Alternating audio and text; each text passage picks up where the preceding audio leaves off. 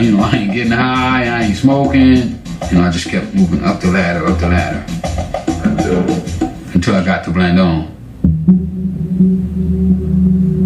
I knew he was the man, because, you know, like when we first would do the deal, we would do a deal and then he would be parked, you know, down the streets. We would be on the other side of the street and, you know, he would, you know, give us the wave. Hey, buddy, you know, like that there, everything's good.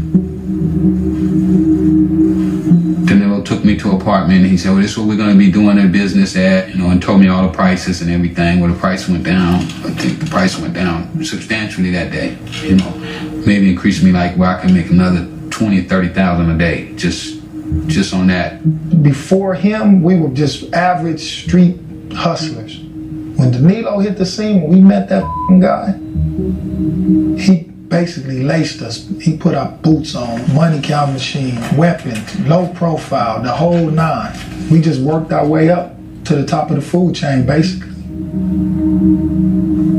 Blandon was always a very nice man. He was actually very soft-spoken. He wasn't about a lot of bling. He was very intelligent. He was formally educated, which is, he differs from any of the other people that I know in that he was formally educated. I was 13, and on the weekends I would go and count money for my uncle. I asked him, well, what's this all for? And he kind of filled me in on that their families were very prominent in the government in Nicaragua.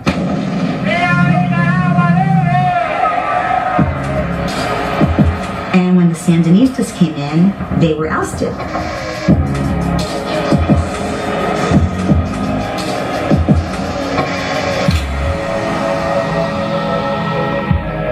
There was a revolution, Sandinista took over. You know, there was a counter-revolution, which was sponsored by the United States. Reagan was in power, and Reagan was anti-communist. They are counter-revolutionary, and God bless them for being that way. And I guess that makes them Contras, and so it makes me a Contra too.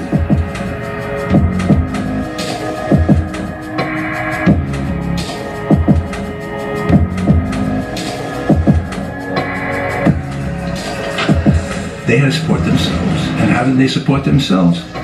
Drugs into the U.S.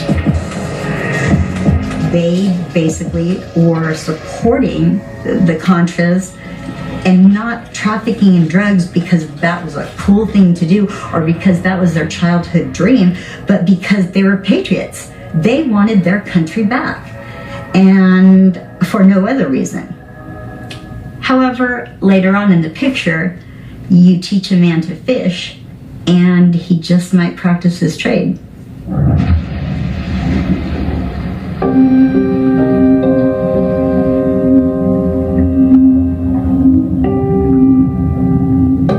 Today, federal agents seized over 400 pounds of coke. Agents say it's the largest haul ever seized on the West Coast. FBI came in, we got busted.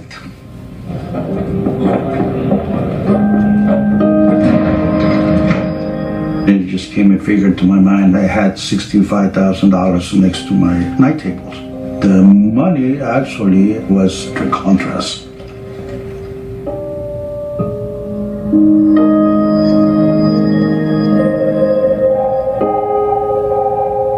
So I was called back to the federal building and they say, well, we are going to give you your money back.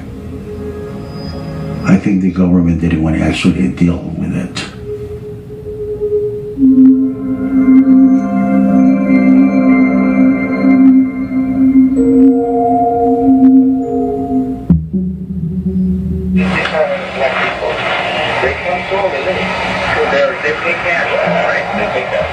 He said he's getting into the black thing down in LA, and the guy up in San Francisco said, what are you talking about? And he said, you know, we're selling it to the blacks.